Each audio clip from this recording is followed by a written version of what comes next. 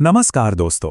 बिना किसी देरी के सीधे आज के इस बेहद दिलचस्प आध्यात्मिक दस्तावेज के विश्लेषण में चलते हैं। आज हम 29 अप्रैल 2026 की मुरली की गहराई में उतरने वाले हैं। हमारा लक्ष्य एकदम स्पष्ट रहेगा, इस पूरे आध्यात्मिक और धार्मिक ढांचे को बिल्कुल निष्पक्ष और तार्किक नजरिए से समझना। तो चलिए शुरू करते हैं। आगे बढ़ने से पहले जरा आज की रूपरेखा पर नजर डाल लेते हैं। हमारे 5 मुख्य विषय हैं। पहला, ड्रामा और विघ्न। दूसरा, पुरानी दुनिया से नाता। तीसरा, कर्मातीत अवस्था का पुरुषार्थ। चौथा, चित्रों द्वारा सहज याद। और आखिर में मधुरता और नम्रता के गुण। ये कदम दर कदम हमें इस दस्तावेज को समझने में मदद करेंगे। तो हमारा पहला भाग है भाग 1, ड्रामा और विघ्न। यहाँ पर इंसान के रोजमर्रा के अनुभवों और आध्यात्मिक संघर्षों को एक पहले से तय किए गए ब्रह्मांडीय नाटक या कहें ड्रामा की तरह पेश किया गया है। अब जरा इस पंक्ति पर गौर करें। ये इस पूरे दर्शन की नींव है। मीठे बच्चे, पतित जगत से नाता तोड़, एक बाप से बुद्धि योग लगाओ तो माया से हार नहीं हो सकती। एकदम साफ बात कही गई है। अगर माया यानी भ्रम से हारने से बचना है तो इस सांसारिक दुनिया के बंधनों को तोड़ना ही सबसे बड़ी शर्त है। और अगर हम इस ड्रामा वाले विचार को थोड़ा और गहराई से देखें तो पाठ बिल्कुल स्पष्ट करता है कि इस आध्यात्मिक सफर में विघ्न या रुकावटें आना तो बिल्कुल पक्का है, मतलब इनसे बचा नहीं जा सकता। ऐसा इसलिए क्योंकि नकारात्मक शक्तियों का पाप का घड़ा भरने के लिए ये विघ्न बहुत जरूरी हैं। इसीलिए यहाँ साफ हिदायत दी गई है कि इन बाधाओं से बिल्कुल भी घबराने की जरूरत नहीं है, ये तो बस इस ड्रामा का हिस्सा है। अब आते हैं अपने दूसरे भाग पर, भाग 2, पुरानी दुनिया से नाता। इस हिस्से में भौतिक रिश्तों और इस दुनिया के बारे में कुछ बहुत ही कड़े और स्पष्ट निर्देश दिए गए हैं। यहाँ हमें 2 अलग अलग रास्तों की एकदम सीधी तुलना देखने को मिलती है। एक तरफ है भक्ति मार्ग, जिसमें मंदिर बनाना वगैरह शामिल है और इसे सीधे तौर पर पुरानी दुनिया से जुड़ा हुआ माना गया है। और इसके ठीक उलट है ज्ञान मार्ग, जहां ये उम्मीद की जाती है कि अभ्यास करने वाले अपनी बुद्धि को सांसारिक रिश्तेदारों और इस पतित दुनिया से पूरी तरह से अलग कर लें। बिल्कुल एक साफ अलगाव।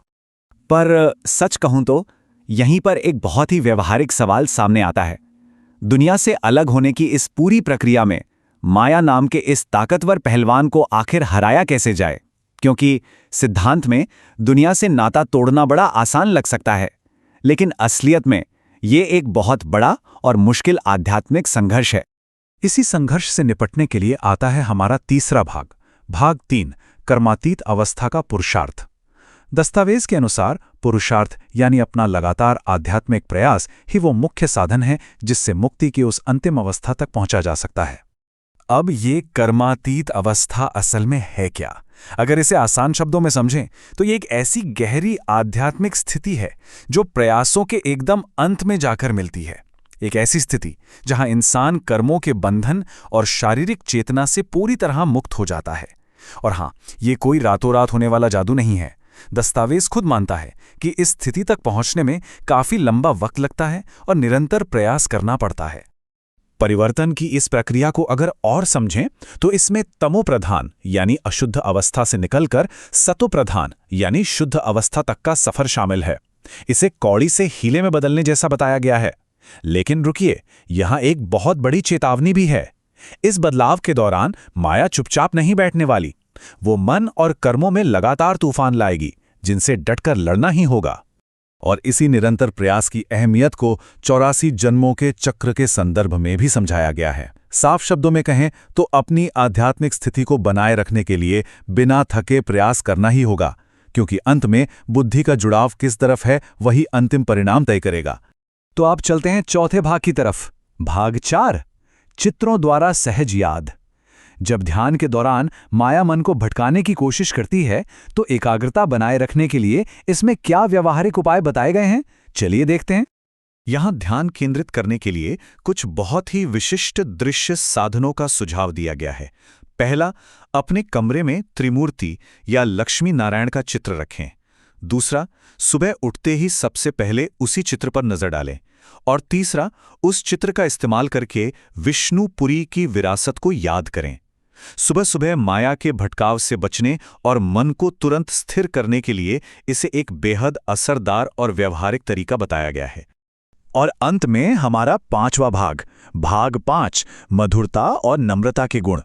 आइए समझते हैं कि व्यवहार और आचरण को लेकर इस दस्तावेज के अंतिम निर्देश क्या कहते हैं। यहाँ मुख्य गुणों को धारणा का नाम दिया गया है। इसमें गहरी मधुरता, अपनाना और सच्ची नम्रता दिखाना शामिल है। यहाँ जो सबसे दिलचस्प विचार सामने आता है वो ये है कि सच्ची नम्रता को किसी की कमजोरी बिल्कुल नहीं माना गया है, बल्कि इसे एक दूरदर्शी बुद्धि की निशानी बताया गया है। इसका सीधा सा मतलब है कि जो इंसान विनम्र है वो बिना अपना आत्मसम्मान खोए भविष्य के नतीजों को बहुत साफ साफ देख पा रहा है। और इसी बात को आगे बढ़ाते हुए यह दस्तावेज एक बहुत ही बड़ा ब्रह्मांडीय वादा करता है। वो ये है कि जो लोग अभी इस नम्रता का अभ्यास करेंगे उन्हें समय के पूरे चक्र में पूरी दुनिया से सम्मान मिलेगा। सारी आत्माएं उनके आगे झुकेंगी। जरा सोचिए, वर्तमान में अपनाए गए इस एक छोटे से गुण का भविष्य में कितना बड़ा परिणाम मिलने वाला है। निष्कर्ष की तरफ बढ़ें तो आज का अंतिम वरदान ये कहता है कि मनन द्वारा यानी गहरे चिंतन से ज्ञान की संपत्ति को अपना बनाकर दिव्य बुद्धिवान बने। और स्लोगन है, मन की उलझन को समाप्त करने के लिए निर्णय शक्ति को बढ़ाओ। कुल मिलाकर ये पूरी व्यवस्था हमें गहरे विचार और मनन की तरफ ले जाती है ताकि दिमागी उलझनों को जड़ से खत्म किया जा सके। तो इस पूरे दस्तावेज के विश्लेषण के बाद मन में एक बहुत ही सोचने पर मजबूर करने वाला सवाल उठता है।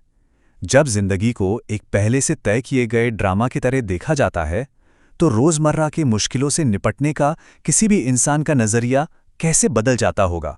जरा सोचिए, ये पूरी व्यवस्था, ये कड़ा वैराग्य और ध्यान के तरीके किसी के भी विश्व दृष्टिकोण को कैसे आकार देते होंगे।